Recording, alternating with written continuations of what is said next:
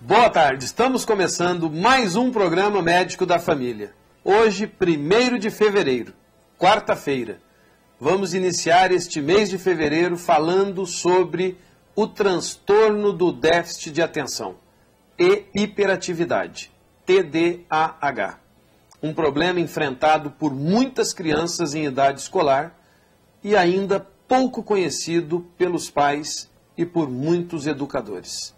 Portanto, o programa de hoje é importantíssimo para que nós possamos conhecer exatamente o que nós temos para reconhecer nas crianças e evitarmos com que elas sofram as consequências desta síndrome do transtorno da atenção, da deficiência da atividade, a hiperatividade.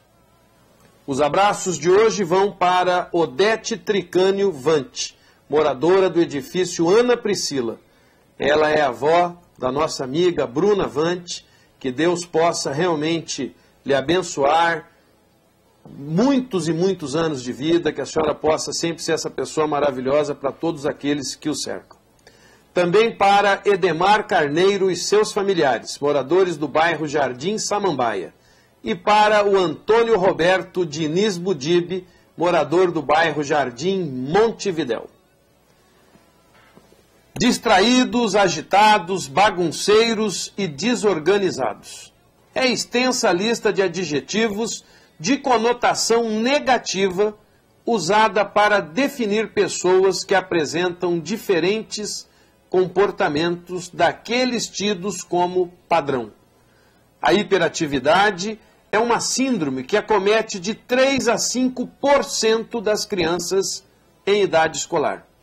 Mas apesar da hiperatividade ser um assunto muito falado hoje em dia, ainda é pouco esclarecida, já que o transtorno pode sim trazer sérias consequências ao portador. E é por isso, por este assunto ser tão importante, que vamos aqui hoje conversar com uma amiga de todos vocês, nossa amiga neuropediátrica, doutora Maria Eulina Quilião. Boa tarde, doutora Maria Eulina. Boa tarde. É um prazer tê-la mais uma vez aqui no Médico da Família. A pessoa, quando é boa, ela vai voltando e vai ficando. Ela já é sócia aqui, tanto aqui como na casa das pessoas, e tem emocionado muitas pessoas no Mato Grosso do Sul com a sua desenvoltura em querer ajudar o próximo. Eu falo que o ser cristão, ele tem que praticar o cristianismo. Não adianta só ele falar. E você tem praticado.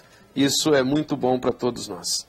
E eu começo lhe perguntando, do ponto de vista neurológico, o que é hiperatividade? O transtorno do déficit de atenção e hiperatividade é um transtorno que, basicamente, ele vai combinar 2 sintomas. O primeiro é a dispersão, é a desatenção. E o segundo sintoma é a hiperatividade com impulsividade, em maior ou menor grau. Basicamente, nós podemos dividir esses quadros em 3. Nós temos aquele indivíduo que pode ser extremamente desatento, com poucos sinais de agitação.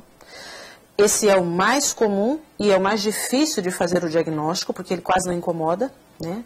Nós temos a outra forma, que são indivíduos extremamente agitados, com pouca alteração na atenção, e temos o combinado, que é o mais frequente, que é aquele que nós mais recebemos no nosso consultório, tanto pediátrico como neuropediátrico, que são indivíduos que têm intensa alteração da atenção, são extremamente distraídos e desatentos, com intensa alteração da agitação. São agitados, né, ficam o tempo todo se mexendo, falando, enfim.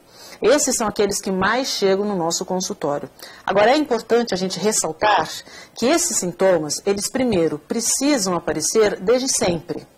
Aquele indivíduo que é muito tranquilo, muito calminho e de repente fica agitado, a gente tem que pensar em outras situações, não no TDAH.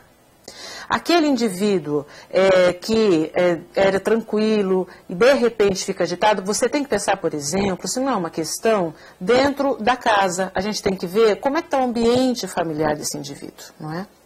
Então, a gente tem que lembrar que o TDAH, ele é um quadro de exclusão. A gente tem que pesquisar outras coisas, como a depressão, como a ansiedade. Será que essa criança não está sofrendo algum abuso? Não tem história de drogadição, de alcoolismo dentro da casa? Esses sintomas têm que estar presentes em pelo menos 2 ambientes. Então, o indivíduo tem que ter essa queixa, por exemplo, em casa e na escola. Se for apenas uma queixa em casa, às vezes eu pergunto para a mãe, como é que ele é na escola? Ah, não, na escola ele é ótimo. A professora fala que ele é muito calminho, muito bonzinho, mas na minha casa ele é insuportável. Eu tenho muito isso no consultório. Então, é claro que ele não tem TDAH. Essa criança provavelmente tem uma questão dentro do ambiente familiar, ou então, se for o problema escolar, dentro do ambiente escolar e não um TDAH. Quer dizer, então, que existem níveis de hiperatividade. Porque as pessoas em casa, às vezes, falam, não, então o meu não é aquele bagunceiro demais, mas pode ser um mais leve, que também tem que buscar o aconselhamento médico. Né? Exatamente. E o mais importante é que para você ter esse transtorno, esse distúrbio, tanto na criança como na vida adulta, tem que ter um prejuízo. Se a criança ou o adulto não tem prejuízo, não é um TDAH. O que causa a hiperatividade? Olha, 90% dos casos a gente tem uma predisposição familiar. Então, você herda isso dos pais, mas há uma predisposição herdada dos pais. Apenas 90% dos casos. Geralmente, então, se alguém, ou o pai ou a mãe, é hiperativo, foi hiperativo, o filho ou a filha pode ter já... Muitas vezes os pais chegam no consultório e falam, não, mas eu já falei para minha mulher, não tem nada, eu era assim quando era criança. Eu já ouvi isso no meu consultório várias vezes. Fica tranquilo, eu era assim, doutor, minha mulher que está exagerando. Exatamente. Aí eu falo, esse cara era hiperativo e ninguém fez nada, né? Naquela época não era tão fácil o diagnóstico como hoje. E os riscos que esse transtorno do déficit de atenção e hiperatividade oferecem? Bom, na criança, os riscos são aqueles que a gente já conhece. Você tem uma queda do rendimento escolar, eles são maus alunos, né? Você tem uma baixa autoestima porque essa criança ouve o tempo todo, você é preguiçoso, você é muito agitado, então a autoestima deles é muito minada. E você tem um isolamento social, porque pela própria impulsividade, pela própria agitação, eles não conseguem fazer uma rede de amizades.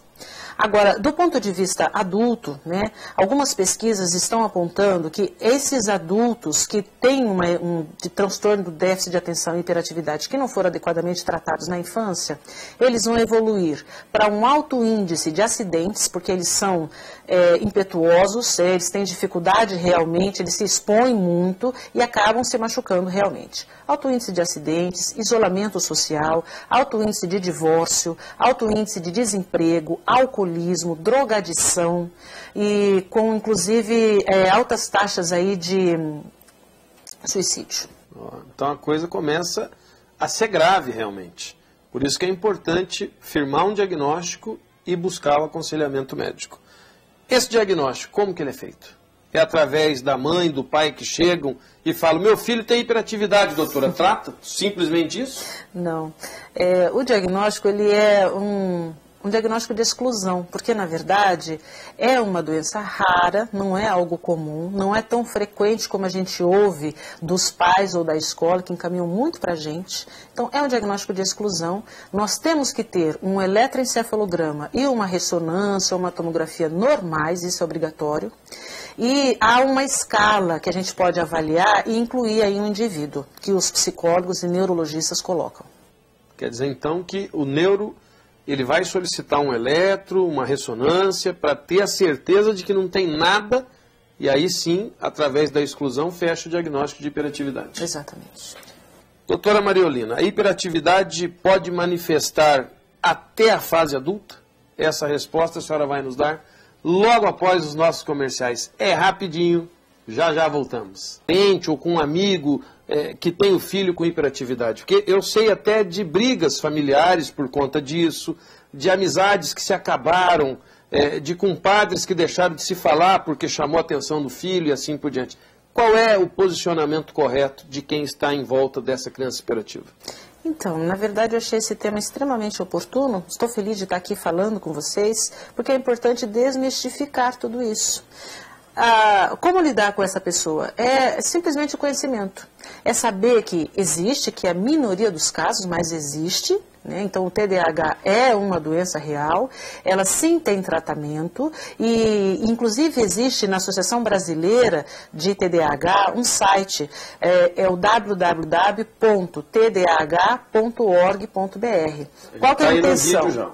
Qual que é a intenção desse site? É através de entrevistas, através de orientações, de palestras, depoimento de adultos e de familiares que têm o TDAH em casa, falar que realmente essas crianças, através de um manuseio adequado, elas vão se adequar o melhor possível. E com toda essa equipe de tratamento, psicólogo, pedagogo, fono, tratamento medicamentoso, elas vão se enquadrar, elas vão conseguir melhorar o rendimento na esfera escolar, na esfera social.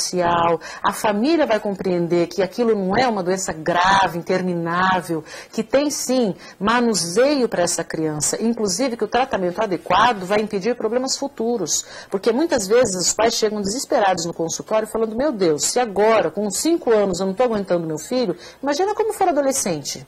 Isso é real, se ele não for tratado adequadamente, na vida adulta ele tem grande chance de ir para a marginalidade, para a drogadição, então é importante o esclarecimento. Tá aí. Basta que vocês entrem nesse site que vocês vão encontrar exemplos, testemunhos, para que a gente possa tratar essas pessoas com respeito, com igualdade, porque são crianças que têm um problema e que estão sendo medicados e que vão melhorar e vão levar uma vida praticamente normal.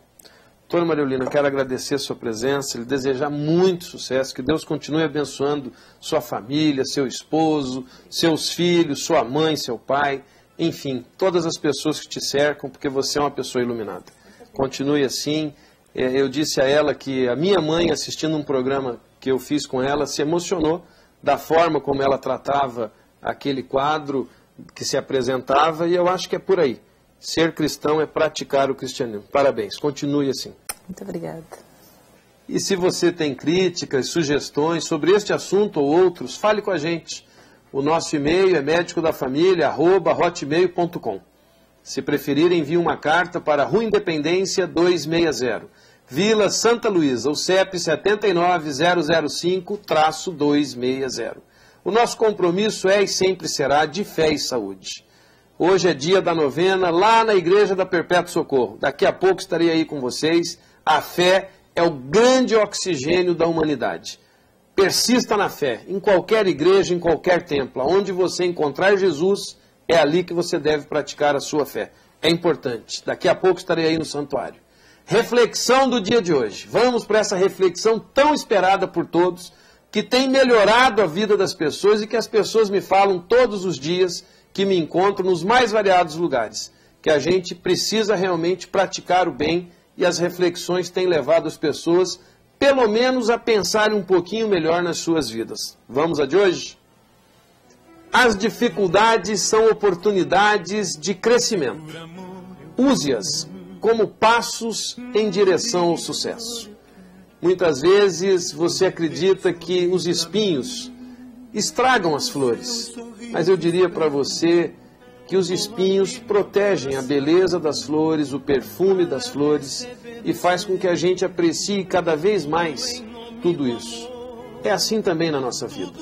Existem as dificuldades, existem os obstáculos, existem as derrotas, existem os momentos de angústia, de tristeza, mas podem ter a certeza que tudo isso Deus permitiu para que nós pudéssemos ter os momentos de alegria, de conquista, de felicidade, de amor cristão, de sentirmos que somos valiosos para alguém, que podemos modificar a vida de outra pessoa, que podemos ser importantes e também termos importância para outras pessoas.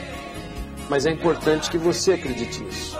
É importante que você seja também mais um do exército de Jesus Cristo aqui na Terra, para que possamos mostrar para as pessoas que o bem vence o mal, que tudo aquilo que se faz com amor é solidificado, e você precisa fazer parte deste exército. Venha, faça parte, comece a mudar a sua vida, seja também você mais um vitorioso que encontre na fé o oxigênio para modificar as dificuldades e os obstáculos, porque aquele que confia, tudo pode. Naquele que você coloca as suas intenções, que é Jesus Cristo, você consegue alcançar os seus objetivos. Creia nisso, modifique a sua vida e teremos, com certeza, um mundo melhor. Tenham todos um excelente fim de tarde, uma ótima noite, que essa noite seja maravilhosa e que você possa encontrar em Deus o repouso para os teus problemas e que Ele possa enviar os seus anjos para cuidar da sua vida, do seu sono, dos seus sonhos e principalmente do amanhecer de amanhã, onde você construirá um novo mundo, uma nova vida. Pense nisso. Fiquem com Deus.